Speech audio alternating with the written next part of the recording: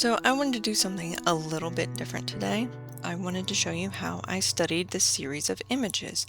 I got 6 images of this same girl from Pinterest, and I wanted to study them. The same person, same face, same hair, same outfit, just different angles.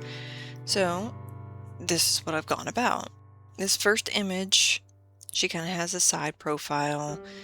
You get a little bit of shoulder action. You get to see how her hair kind of bends around her ear and these little wisps that come forward. If you notice, her eye is not nearly as close to her nose as it probably should be. This is part of the learning process. So the main goal behind a lot of these is I want to capture the likeness of the girl. I want to capture her outfit and how her hair moves and her facial expressions, but I don't want it to be one-to-one. If you notice right here, I actually start to struggle with this hand. I have what it looks like, but I didn't get where they're supposed to connect to properly. If you notice, I even change it a little bit because how I started it off, it's not going to capture her eye like it does in the photo. One of the things I really wanted to do, though, I wanted to capture the likeness without it being one-to-one. I don't want to copy the image. I want to duplicate it in such a way that it's recognizable without being exact.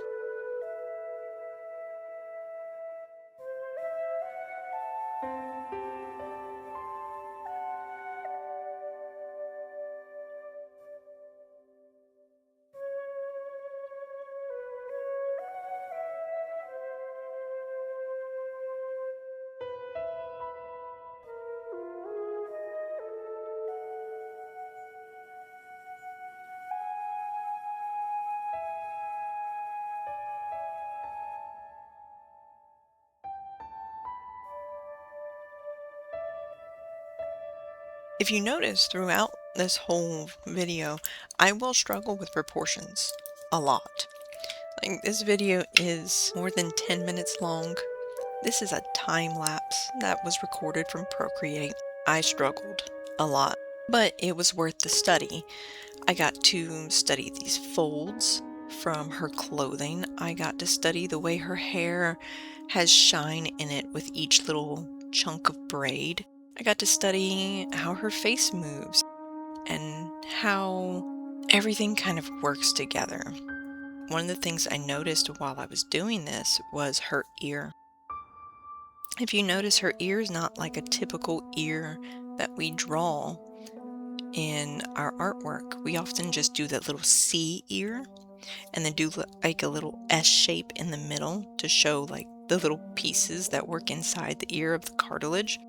But with her, she has this fold at the top of her ear and a little piece in the middle that sticks out a little further than everything else. It is not a typical ear. And it was actually really fun to figure out how to get everything just right to make sure that ear looked the way it was supposed to. Her lips on this spot, they're pursed. They're like a little kissy face. And I kind of struggled with that because if you notice, I kept making it look a little too much like normal lips in a standard pose. And I actually had to like squish it together to get it to look just like it's supposed to. Now, we're still not trying to duplicate it exactly as is, but we really do want to simplify some of these forms, like the kissy face. It's a little more tapered at the top, a little more round at the bottom. And trying to recreate that without it being exact. Like, you don't want all the little crease and fold lines that's inside of it. You just want it to look like it's supposed to. So you need enough lines or enough shading to make it look like it's supposed to without the need to over detail it. You add too many lines, you're gonna make her skin look old, and you don't want that. If you notice, a lot of times when people do artwork, if the face is younger, they will avoid certain lines. They will even avoid the smile lines. The moment you add a smile line, it immediately makes their face look old in artwork. I have yet to figure out how to combat that. Maybe it's a state of shading, but it is something that needs to get worked on.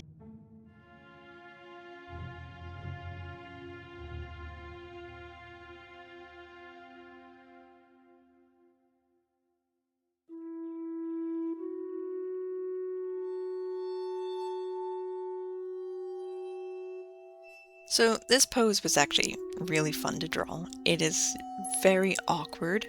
It has like a nice little curve to it, and then a straight shot out for her legs. But even her legs are more connected, and they're squishing themselves on the floor. And her head's got an angle to it, and it's a really interesting pose to attempt to draw.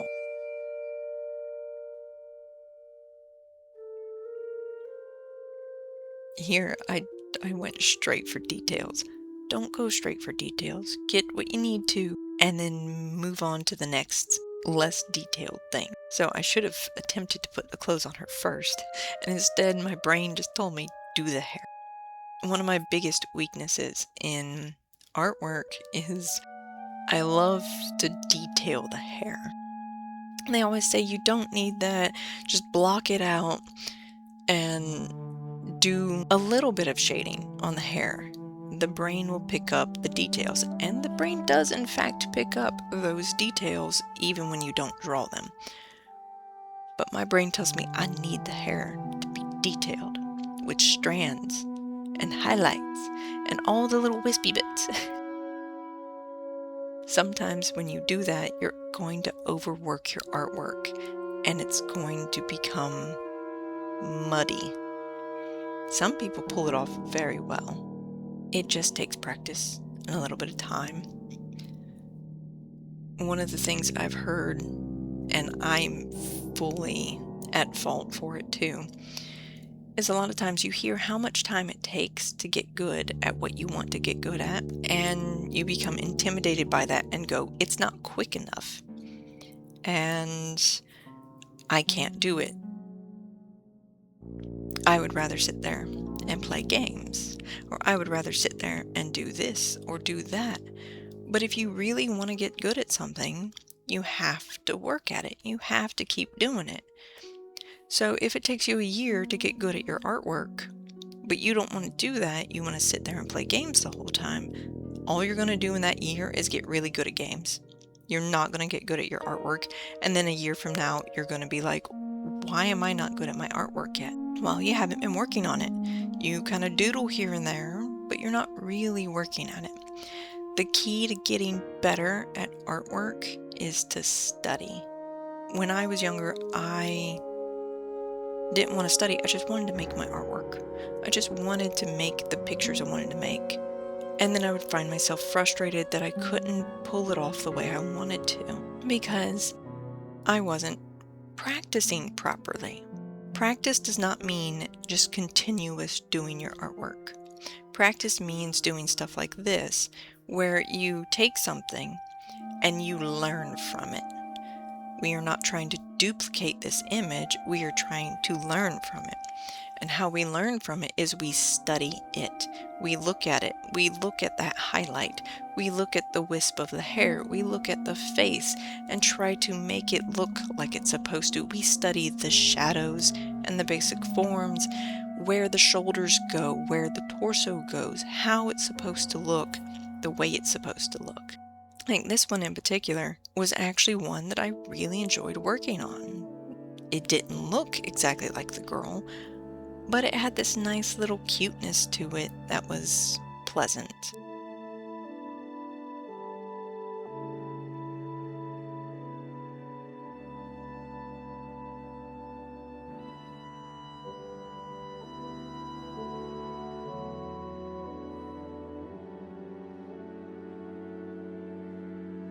And so I noticed by the end of doing all of these that they kept doing this same girl in the same angle, always from her left side of her face, she's always got the same 2 freckles facing you each time.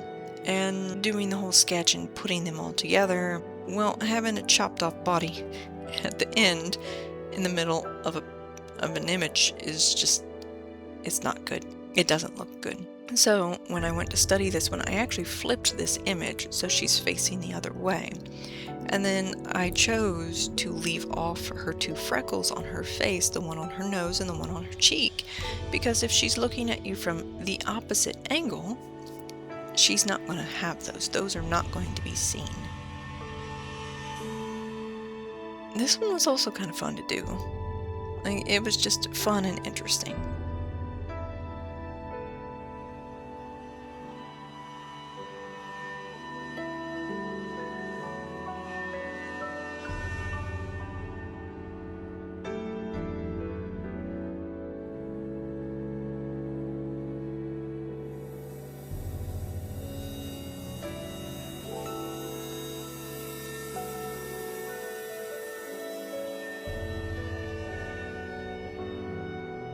And now I get to do all the color.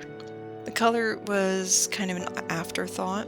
It was something that I felt was not fully necessary to add, but it really did make it pop. It really did make it stand out. So I gave it a little bit of a dark background and put some highlights around each one and gave her some blush, and these little details at the end really do tend to make them stand out. If you enjoyed this, please like and subscribe and ring that bell for notifications. I hope you all have a wonderful day. God bless.